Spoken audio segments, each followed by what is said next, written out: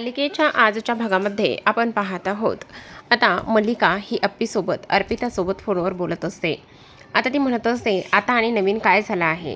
तेव्हा अर्पिता म्हणत असते, मॉम काय सांगू तुला, मला तर इथे राहण्याचा पण खूप कंटाळा आलाय बघ. मला तर कळतच नाही, माझी सासू सतत काही ना काही बोलतच असते. आता सकाळचीच गोष्ट बघ ना, मी सदा मोबाईल फोन हातामध्ये घेऊन बसली होती, तेव्हा म्हणायला लागली, अगं फोन काय बघत बसलीस, तू काहीतरी कर ना, क्लब जॉईन कर किंवा योगा क्लासेस लाव किंवा आणखी काही दुसरं तरी कर. मम्मा माझं लाईफ आहे, माझं काय करायचं आणि काय नाही माझं मी बघू शकते, माझं मी ठरवू शकते, ही कोण मला बोलणारी. तेवढ्यातच समोरून सुष्मिता येताना मल्लिकाला दिसते.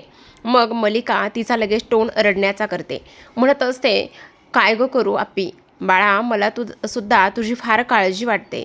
मला जेवायला सुद्धा तुझ्या विना जात नाही गं. असं वाटतं तू ह्या घरामध्ये पटकन यावी, तुला बघण्याची सुद्धा फार इच्छा झाली, असं म्हणून रडण्याचं नाटक करू लागते. अर्पिता तिकडून म्हणत असते, मॉम तुला काय झाले. पण तेवढ्यातच ती फोन ठेवून देते. सुष्मिता म्हणत असते, मॉम तुम्ही का रडत आहात, काय झाले. काय सांगू बाळा, मला ना माझ्या अर्पिताची फार काळजी वाटते, तिची खूप आठवण येते गं, तिलासुद्धा माझी फार आठवण येते. तेव्हा सुष म्हणत असते, मलासुद्धा माझ्या मॉमची खूप आठवण येते, ती माझ्यावर चिडते, रागवते, पण तरीसुद्धा माझी तेवढीच लाड आणि काळजी सुद्धा करते, त्यामुळे मला फार आठवण येते. हे बघ सुष बाळा, तुला जर तुझ्या आईची आठवण येत असेल ना, तर तू थोडे दिवस माहेरी गेलीस तरी चालेल, म्हणजे जात जा, आमचा तसा काही प्रॉब्लेम नाही आहे बरं का. पण बघ ना, माझ्या अर्पिताला मात्र इकडे माहेरी येताच येत नाही, कारण समरने तिचं येणं इकडे कायमचं बंद केलं आहे ना. नाही गं, खरं तर समर ना असा अजिबात अगोदर नव्हता. जेव्हापासून स्वानंदी त्याच्या आयुष्यात आली ना, तेव्हापासून तो फार असा वेगळाच झाला आहे. आता बघ ना, तिची येण्याची इच्छा आहे, पण तरीसुद्धा मला अशी आशा आहे की आता सुष्मिताच्या हाती सगळे अधिकार गेले आहेत. मग सुष्मिता नक्कीच इथे तिला माझ्या पोरीला इथे माहेरी घेऊन येऊ शकते, हीच मला आशा आहे. तेव्हा सुष्मिता म्हणत असते, मॉम खरंच तुम्हाला असं वाटतं मी हे सगळं काही करू शकते. हो, का नाही करू शकत. अगं तुझ्याकडे सगळे अधिकार आहेत ना, तू नक्कीच करू शकतेस. दुसरीकडे समर रात्रभर मॅच बघून थकलेला असतो, त्यामुळे इथे दिवस उजाडलेला असतो तरी बराच उशीर झाल्यानंतर सुद्धा तो झोपलेलाच असतो. आता फक्त झोपलेलाच नाही तर ढाराडूर ढोरत असतो. आणि तेवढ्यातच स्वानंदी आलेली असते. स्वानंदी समरचं हे घोरणं ऐकते आणि तिला धक्काच बसतो. ती विचार करू लागते, राजवाडे अशाही पद्धतीने घोरू शकतास का. आणि तेव्हा तिला समरकडे पाहून हसायलाच येत असतं. दुसरीकडे आता मल्लिका शांत बसलेली असते आणि तेव्हा मात्र सुष्मिता म्हणत असते, मॉम खरंच वाटतंय तुम्हाला मी ह्या सगळ्या गोष्टी अशा पद्धतीने करू शकते का. का नाही करू शकणार बाळा, तू नक्की करू शकतेस, तू एकदा हे सगळं करण्याचा ट्राय तरी कर. मग सुष्मिता म्हणत असते, पण मी हे केलेलं चालेल ना सगळ्यांना, का नाही चालणार सांग ना. अगं खरं सांगू का, इथे माझ्या पोरीला माहेरी येण्याची फार इच्छा आहे आणि माहेरी येण्याची एवढी इच्छा असूनसुद्धा तिला मन मारून तिकडेच राहावं लागतंय आणि त्यामुळे मलासुद्धा फार जास्त टेन्शन येते. काय करायचं सांग बरं, कळतच नाही. ह्या सगळ्या गोष्टी कशा करायच्या, कुठंपर्यंत हँडल करायचं ना, हे अजिबात मला कळतच नाही. सुष्मिता म्हणत असते, तुम्ही मॉम अजिबात काळजी करू नका, आता माझ्याकडे सगळे अधिकार आहेत ना. मग माझ्याकडे सगळे अधिकार असल्या कारणाने आता काही जरी झालं ना तरी इथे मी अर्पिता ताईंना घरी ताबडतोब घेऊन येईल, हा माझा तुम्हाला शब्द आहे, असं ती बोलत असते. तेव्हा मल्लिका म्हणत असते, तू हे नक्की करशील ना. का नाही करणार, मी नक्कीच करणार. तुम्ही एकदा बघा तर आता मी कसं आणि कशा पद्धतीने करते. मी हे सगळं व्यवस्थित करूनच टाकणार आणि त्याचबरोबर लवकरात लवकर इथे अर्पिताला सुद्धा आपल्या घरी बोलवेल.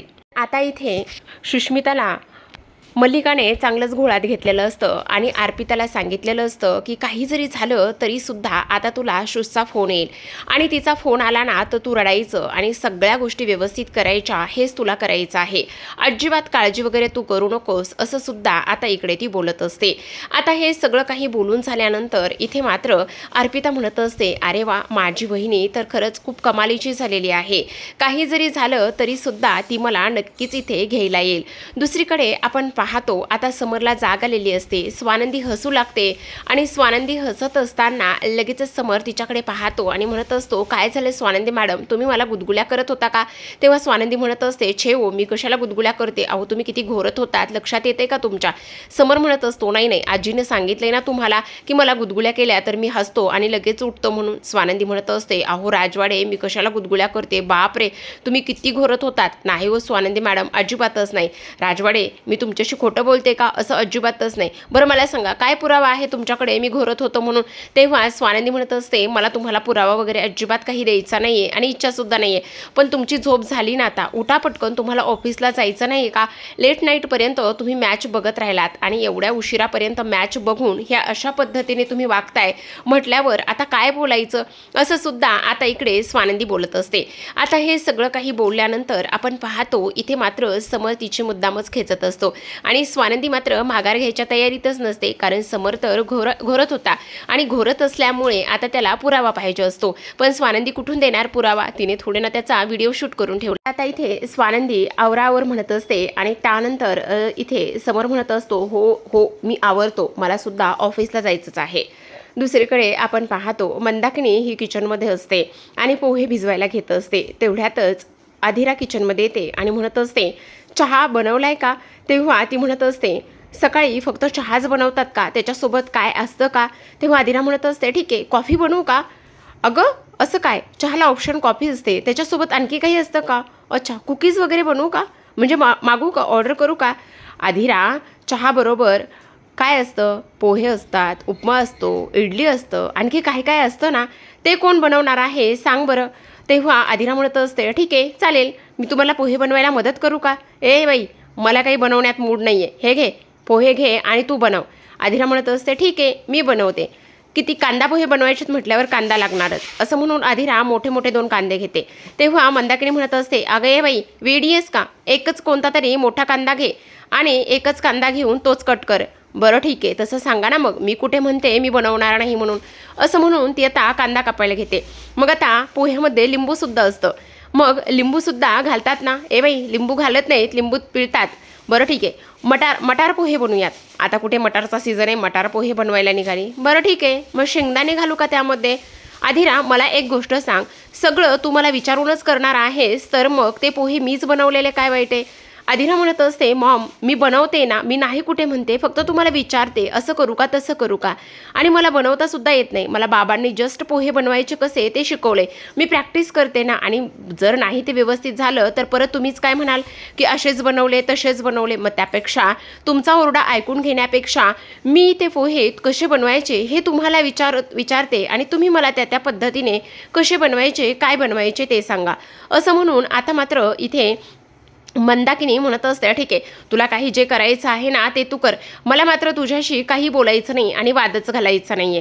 दुसरीकडे आपण पाहतो आनंद आणि समर हे दोघेही जण ऑफिसमध्ये असतात आणि चहा एन्जॉय करत असतात. आता चहा पित असताना समर कालच्या भागामध्ये आपण पाहिलं की कशा पद्धतीने फुरक वाजूनच इथे चहा पित असतो, म्हणजे चहाबरोबर इथे हवासुद्धा पोटात गेली पाहिजे आणि त्यानंतर चहा एन्जॉय केला पाहिजे. आता इकडे हे चहा पित असताना आनंद त्याला म्हणत असतो, अरे काय चाललंय काय तुझं, अशा पद्धतीने तू चहा कसा काय पिऊ शकतोस तेच मला कळत नाही.